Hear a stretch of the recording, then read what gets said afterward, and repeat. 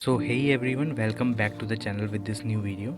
I'm Dr. Dheeraj and I have graduated from New Vision University, Georgia. Cleared my FMG exam in my first attempt. आज की इस video में हम बात करेंगे 5 ऐसी बहुत बड़ी मिस्टेक्स के बारे में जो हर स्टूडेंट लगभग करता है और बाद में MBBS अब्रॉड में एडमिशन लेने के बाद उनको इस चीज़ पे रिग्रेट होता है। 5 गलतियाँ जो आपको अवॉइड करनी चाहिए अगर आप MBBS अब्रॉड का सोच रहे हैं। चलिए इन 5 गलतियों पर बात करते हैं। पहली गलती हर स्टूडेंट करता है वो ये है कि एडमिशन प्रोसेस को समझने में गलती।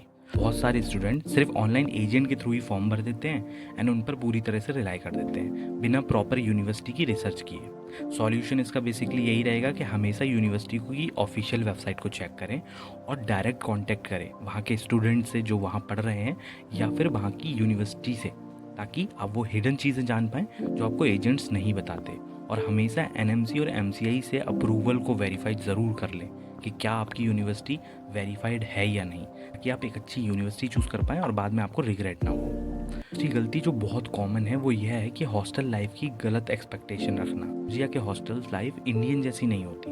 आपको सही एकोमोडेशन मिलने में थोड़ा टाइम लग सकता है। इंडिया के हॉस्टल्स जॉर्जियन या किसी भी और कंट्री के हॉस्टल से फार बेटर होते हैं। आपके एकोमोडेशन को टाइम लग सकता है मिलने में, सो इसीलिए आपको अपनी एकोमोडेशन वेरीफाई करना ज़रूरी है।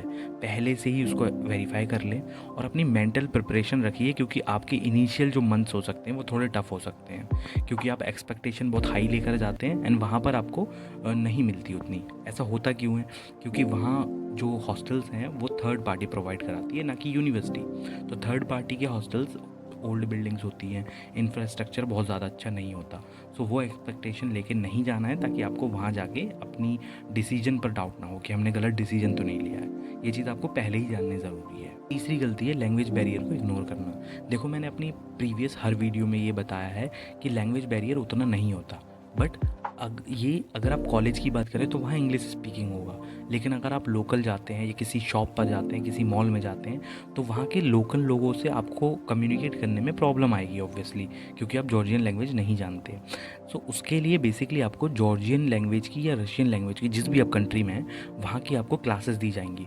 उन क्लासेस को बिल्कुल भी इग्नोर नहीं मानना है, उनको ज़रूर से सीखना है। वैसे तो जॉर्जिया में जो जॉर्जियन क्लास होती है वो ऑप्शनल होती है, आप चाहें तो ले सकते हैं या तो छोड़ भी सकते हैं, बट मैं आपको रिकमेंड करूँगा आपको वो लैंग्वेज क्लास ज़रूर लेनी चाहिए और डेली बेसिस पे प्रैक्टिस करनी चाहिए अपने फ्रेंड्स के साथ, अपने कलीग्स के साथ, क्योंकि ये बहुत ज़्यादा इंपॉर्टेंट है अगले 6 साल के लिए। जब आप किसी कंट्री में अगले 6 साल रहते हैं तो हर तरह की प्रॉब्लम भी आ सकती है, हर तरह का ज़रूरत पड़ सकती है, तो आपको कम्युनिकेशन में दिक्कत ना हो। मुझे पर्सनली बहुत ज़्यादा दिक्कत नहीं हुई, क्योंकि मैं गूगल ट्रांसलेट वगैरह का यूज़ कर लेता था, और आपको भी ये सब करना पड़ेगा। लेकिन अगर आपको लैंग्वेज आती होगी तो आप उसका एडवांटेज उठा सकते हैं बहुत ज़्यादा। चौथी गलती है फाइनेंशियल प्लानिंग को इग्नोर करना। बहुत स्टूडेंट अपने बजट को प्रॉपरली प्लान नहीं करते और अनएक्सपेक्टेड सेंस में खर्चा करते रहते हैं। उससे होता क्या है कि उनका बजट पूरा सा डिसबैलेंस हो जाता है और मंथ के लास्ट में उनको बहुत ज़्यादा प्रॉब्लम का सामना करना पड़ता है। देखिए, इसके लिए सॉल्यूशन बस यही है, पहले से ही अपने कंप्लीट बजट को प्लान करके चलिए।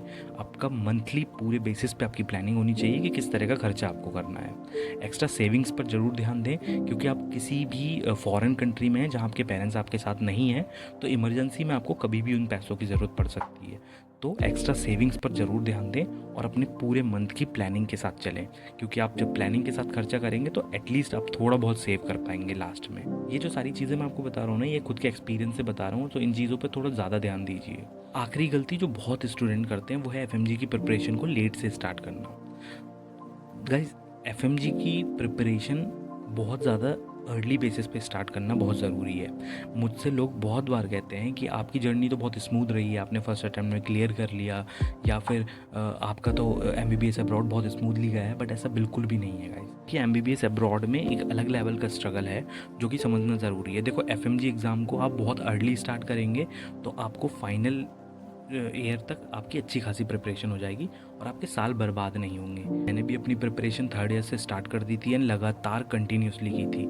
कोई भी ऑफलाइन कोचिंग नहीं ली थी मैंने, ऑनलाइन ही की थी। क्यों मैं कर पाया फर्स्ट अटैम्प्ट में? क्योंकि मैंने बहुत अर्ली स्टार्ट कर दिया था एंड आप भी अर्ली स्टार्ट करें, अच्छे से मॉक टेस्ट वगैरह दें, सारी चीज़ों को देखें। इस चैनल पर ऑलरेडी FMG एग्ज़ाम को लेकर बहुत सारी वीडियोज़ हैं, उनको आप देखें और समझें कि कैसे आपको पहले से ही स्टार्ट करना है अपनी प्रिपरेशन को। गाइज़, ये हैं 5 बड़ी गलतियाँ जो MBBS जॉर्जिया से पढ़ने वाले स्टूडेंट करते हैं। अगर आप इन गलतियों से बचने की कोशिश करेंगे तो आपकी MBBS जर्नी बहुत आसान हो जाएगी। अगर आपको ये वीडियो हेल्पफुल लगा हो तो शेयर करें, लाइक करें एंड हमें ज़रूर बताएं कमेंट में कि आपको कौन सा वाला पॉइंट सबसे इंपॉर्टेंट लगा।